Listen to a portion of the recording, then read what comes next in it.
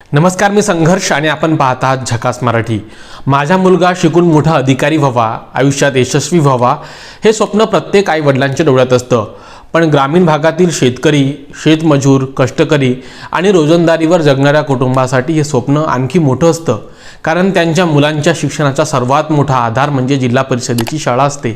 याच शाळांमधून शिकून अनेक जण अधिकारी झाले, डॉक्टर झाले, अभियंते झाले, शिक्षक झाले, तर काहींनी देश विदेशात आपल्या कर्तृत्वाचा ठसा उमटवला।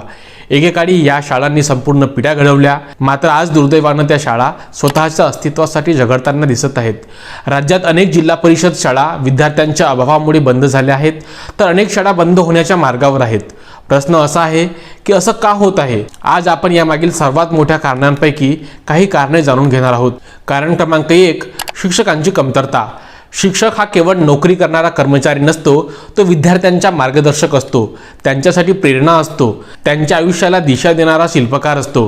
पण आज अनेक सरकारी शाळांमध्ये शिक्षकाची मोठी कमतरता जाणवत आहे। काही ठिकाणी 7 वर्गांसाठी फक्त 2 किंवा 3 शिक्षक आहेत। एका शिक्षकाला एकाच वेळी अनेक वर्ग सांभाळावे लागतात।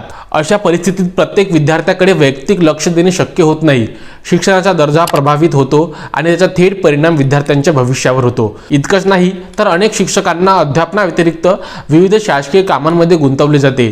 सर्वेक्षण, निवडणूक जनगणना, विविध योजनांची माहिती गोळा करणे, अहवाल तयार करणे अशा अनेक जबाबदाऱ्या त्यांच्या खांद्यावर असतात। परिणामी विद्यार्थ्यांना शिकवण्यासाठी मिळणारा मौल्यवान वेळ कमी होतो। सरकार मराठी शाळा वाचवण्यासाठी घोषणा करते, शिक्षणाच्या गुणवत्तेबद्दल बोलते, पण जर शाळांमध्ये पुरेसे शिक्षकच नसतील तर केवळ घोषणा करून शिक्षण व्यवस्था मजबूत होईल का? हा प्रश्न आज प्रत्येक पालक विचारत आहेत। याच कारणांमुळे अनेक पालकांचा कल खाजगी शाळांकडे वाढत आहे। ज्यांच्याकडे आर्थिक क्षमता आहे ते मुलांना खाजगी शाळेत पाठवतात, पण गरीब शेतकरी, मजूर आणि कष्टकरी कुटुंबांनी काय करावं? त्यांच्या मुलांचे भविष्य कोण घडवणार? गुणवत्तापूर्ण शिक्षण हा प्रत्येक मुलाचा अधिकार आहे, तो फक्त पैशाने विकत घेण्याची गोष्ट नसावी।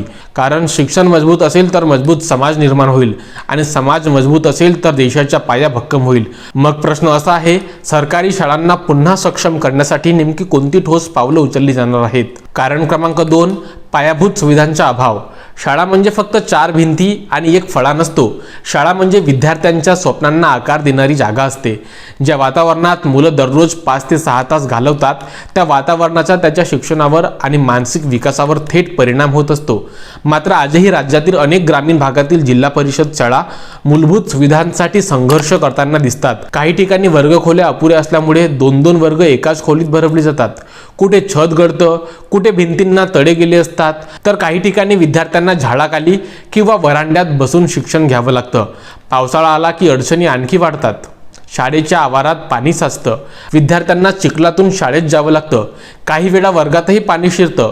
अशा वातावरणात मुलांचं शिक्षण किती प्रभावी होणार? स्वच्छतागृह तर प्रत्येक विद्यार्थ्यांची मूलभूत गरज आहे, मात्र अनेक शाळांमध्ये स्वच्छ आणि वापरण्यायोग्य स्वच्छतागृहांचा अभाव असल्याचं चित्र वेळोवेळी समोर येतं। विशेषतः मुलींसाठी ही समस्या आणखी गंभीर ठरते। याचा त्यांच्या नियमित शाळेत येण्यावरही परिणाम होऊ शकतो। पिण्याच्या स्वच्छ पाण्याची सुविधा देखील प्रत्येक शाळेत असणं आवश्यक असतं, पण काही ठिकाणी विद्यार्थ्यांना पिण्याचं पाणी बाहेरून आणावं लागतं किंवा अपुऱ्या सुविधांवर अवलंबून राहावं लागतं। आज आपण डिजिटल शिक्षण, कृत्रिम बुद्धिमत्ता आणि स्मार्ट क्लासरूमच्या युगात जगत आहोत, पण अनेक शाळांमध्ये संगणक असले तरी वापरण्यायोग्य नसतात। कुठे इंटरनेटची सुविधा नसते, कुठे विजेची समस्या असते, तर कुठे डिजिटल बोर्ड बसविले गेले पण त्याचा नियमित वापर होत नाही। त्यामुळे ग्रामीण भागातील विद्यार्थ्यांना आधुनिक शिक्षणाच्या संधी शहरातील विद्यार्थ्यांइतक्या सहज उपलब्ध होत नाहीत। शिक्षण म्हणजे फक्त पुस्तक नाही, खेळ, विज्ञान, प्रयोगशाळा, ग्रंथालय, कला, सांस्कृतिक उपक्रम आणि तंत्रज्ञान याचाही विद्यार्थ्यांच्या सर्वांगीण विकासात मोठा वाटा असतो। पण जर आज शाळेत खेळाचं मैदान नसेल, प्रयोगशाळा नसेल, ग्रंथालय बंद असेल, तर विद्यार्थ्यांचा सर्वांगीण विकास कसा होणार? यामुळे अनेक पालकांच्या मनात असा समज निर्माण होतो की सरकारी शाळांमध्ये पुरेशा सुविधा नाहीत, आणि मग त्या आर्थिक अडचणी असूनही मुलांना खाजगी शाळेत पाठवण्याचा निर्णय घेतात।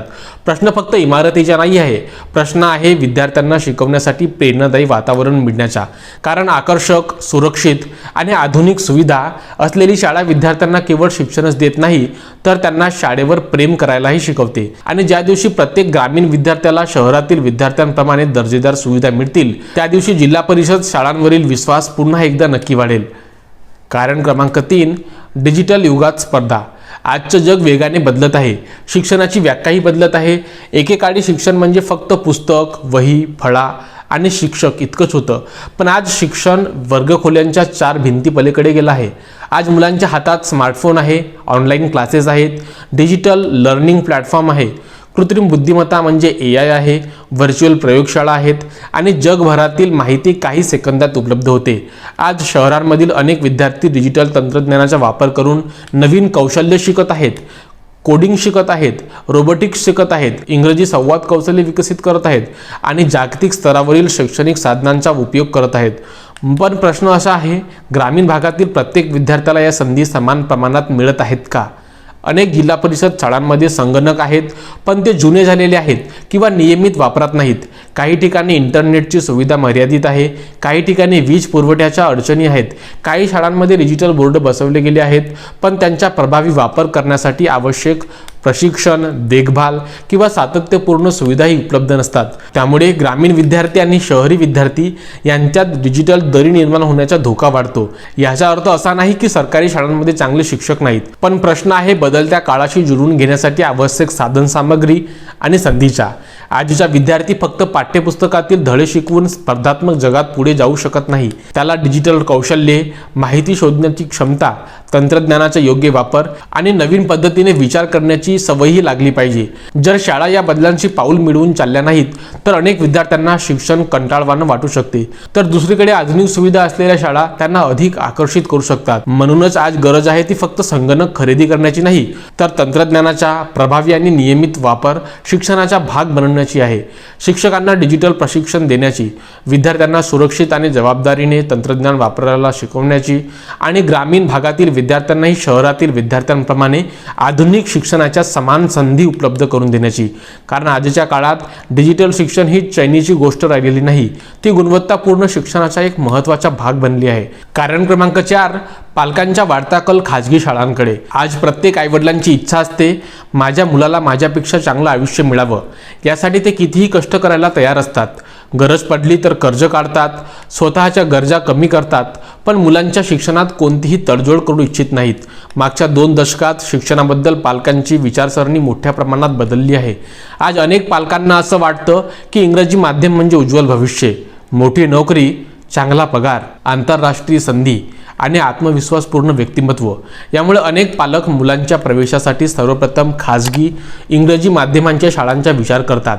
हेही खरं आहे की अनेक खाजगी शाळांनी आधुनिक शिक्षण पद्धती, डिजिटल वर्ग, इंग्रजी संवाद, विविध उपक्रम आणि पालकांशी नियमित संवाद यामुळे पालकांचा विश्वास जिंकला आहे. मात्र दुसरीकडे अनेक पालक सरकारी शाळेची प्रत्यक्ष गुणवत्ता न पाहता एक समज करून घेतात. प्रायव्हेट म्हणजे चांगलं आणि सरकारी म्हणजे मागे. हा समज प्रत्येक ठिकाणी खरा असेल असं नाही, कारण आजही अनेक जिल्हा परिषद शाळा उत्कृष्ट निकाल देत आहेत. अनेक विद्यार्थी शिष्यवृत्ती परीक्षा, नवोदय विद्यालय, सैनिक शाळा आणि विविध स्पर्धा परीक्षांमध्ये यश मिळवत आहेत.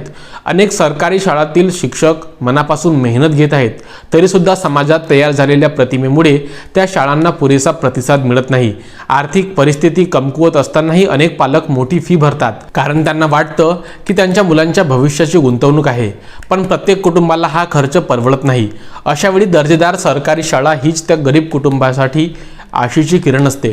जर सरकारी शाळांवरील विश्वास कमी झाला तर त्याचा सर्वात मोठा फटका आर्थिकदृष्ट्या दुर्बल कुटुंबातील मुलांना बसतो. विद्यार्थी संख्या कमी होते, नवीन प्रवेश घडतात आणि हळूहळू काही शाळा बंद होण्याच्या स्थितीत पोहोचतात. म्हणून प्रश्न हा खाजगी आणि सरकारी शाळांमधील स्पर्धेचा नाही, प्रश्न आहे प्रत्येक मुलाला दर्जेदार शिक्षणाची समान संधी मिळण्याचा. पालकांना पर्याय निवडण्याचा पूर्ण अधिकार आहे, परंतु तो निर्णय केवळ शाळेच्या नावावर किंवा माध्यमांवर नव्हे, तर त्या शाळेतील शिक्षणाचा दर्जा, शिक्षणाची गुणवत्ता, विद्यार्थ्यांची प्रगती आणि उपलब्ध सुविधा यावर आधारित असायला हवा. कारण शेवटी चांगली शाळा ती नसते जी फक्त इंग्रजी शिकवते. चांगली शाळा ती असते जी मुलाला चांगला माणूस, सक्षम विद्यार्थी आणि जबाबदार नागरिक बनवते. कारण क्रमांक 5, सरकारचं दुर्लक्ष आणि लोकप्रतिनिधींची कमी होत चाललेली जबाबदारी. आज आपण या विषयातील कदाचित सर्वात संवेदनशील आणि महत्त्वाच्या मुद्द्यावर बोलणार आहोत. सरकारी शाळांची अवस्था अशी का झाली? फक्त शिक्षक जबाबदार आहेत का? फक्त पालक जबाबदार आहेत का? की या व्यवस्थेत अजून कुठेतरी मोठी उणीव आहे? अनेक शिक्षक, पालक आणि शिक्षण क्षेत्रातील जाणकार असा प्रश्न उपस्थित करत आहेत, शिक्षणाला खरंच आपल्या धोरणांमध्ये सर्वोच्च प्राधान्य दिले जात आहे का? प्रत्येक निवडणुकीत विकासाची चर्चा होते, मोठमोठ्या रस्त्यांची चर्चा होते, पूल, इमारती, उद्योग, गुंतवणूक, विमानतळ, मेट्रो, एक्सप्रेसवे या सगळ्या गोष्टी नक्की महत्त्वाच्या आहेत. देशाच्या विकासासाठी त्या आवश्यक आहेत. पण एक प्रश्न विचारायला हवा, जर देशाचा विद्यार्थीच सक्षम झाला नाही तर विकासाचा लाभ कोण घेणार? शिक्षण हा खर्च नाही, ती देशाच्या भविष्यावर केलेली गुंतवणूक आहे. कारण आजचा विद्यार्थी उद्याचा डॉक्टर आहे, उद्याचा अभियंता आहे, उद्याचा वैज्ञानिक आहे, उद्याचा न्यायाधीश आहे, उद्याचा सैनिक आहे आणि उद्याचा मुख्यमंत्री, खासदार, आमदार आणि पंतप्रधान आहे. म्हणूनच शिक्षण मजबूत असेल तर देश मजबूत होईल. पण वास्तवात अनेक प्रश्न अजूनही कायम आहेत. अनेक शाळांमध्ये शिक्षकाची पदे रिक्त आहेत. काही ठिकाणी इमारतींची दुरुस्ती वर्षानुवर्षे प्रलंबित आहे. कुठे प्रयोगशाळा नाही, कुठे ग्रंथालय बंद आहेत, कुठे संगणक आहेत पण वापरात नाही, कुठे विद्यार्थ्यांची संख्या कमी होत असूनही त्या शाळेला नवसंजीवनी देण्याचा विशेष प्रयत्न दिला जात नाही. मग प्रश्न पडतो, या समस्या सोडविण्यासाठी दीर्घकालीन आणि सातत्यपूर्ण नियोजन किती प्रभावीपणे होत आहे? फक्त सरकार नाही, लोकप्रतिनिधींची जबाबदारी तितकीच मोठी असते. प्रत्येक गावात, प्रत्येक तालुक्यात, प्रत्येक मतदारसंघात एक ना एक लोकप्रतिनिधी असतो. निवडणुकीच्या काळात प्रत्येक गावात सभा होतात, मतं मागितली जातात, विकासाची आश्वासनं दिली जातात. मग निवडणुकांनंतर किती लोकप्रतिनिधी स्वतःहून सरकारी शाळेत जाऊन विद्यार्थ्यांशी संवाद साधतात? किती जण शिक्षकांच्या अडचणी समजून घेतात? किती जण जिल्हा परिषद शाळांची स्थिती सुधारण्यासाठी सातत्याने पाठपुरावा करतात? हा प्रश्न नागरिकांच्या मनात निर्माण होणं स्वाभाविक आहे. सरकारी शाळा या फक्त गरिबांसाठी नाही आहेत, त्या भारताच्या शिक्षण व्यवस्थेच्या कणा आहेत. जर हा कणा कमकुवत झाला तर त्याचा परिणाम फक्त एका गावावर किंवा एका जिल्ह्यावर होणार नाही, तर संपूर्ण देशाच्या भविष्यात दिसून येईल. म्हणूनच आज गरज आहे ती घोषणांची नाही, गरज आहे कृतीची. रिक्त शिक्षक पदे वेळेत भरण्याची, शाळांना आधुनिक सुविधा देण्याची, लोकप्रतिनिधींनी आपल्या मतदारसंघातील प्रत्येक सरकारी शाळेचा नियमित आढावा घेण्याची, शिक्षणाला विकासाच्या केंद्रस्थानी ठेवण्याची. कारण रस्ता 5 वर्षांनी पुन्हा बांधता येतो, इमारत पुन्हा उभी करता येते, पण शिक्षणापासून वंचित राहिलेले बालपण आणि हरवलेली पिढी पुन्हा परत आणता येत नाही. म्हणूनच आज सर्वात मोठा प्रश्न हा आहे, आपण खरोखरच भारताचं भविष्य घडवत आहोत की भविष्य घडवणाऱ्या शाळांकडे दुर्लक्ष करत आहोत?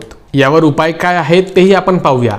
जिल्हा परिषद शाळा वाचवायच्या असतील तर केवळ सरकार नाही, समाज, पालक, शिक्षक, लोकप्रतिनिधी आणि प्रशासन यांनी सर्वांनी मिळून काम करावं लागेल.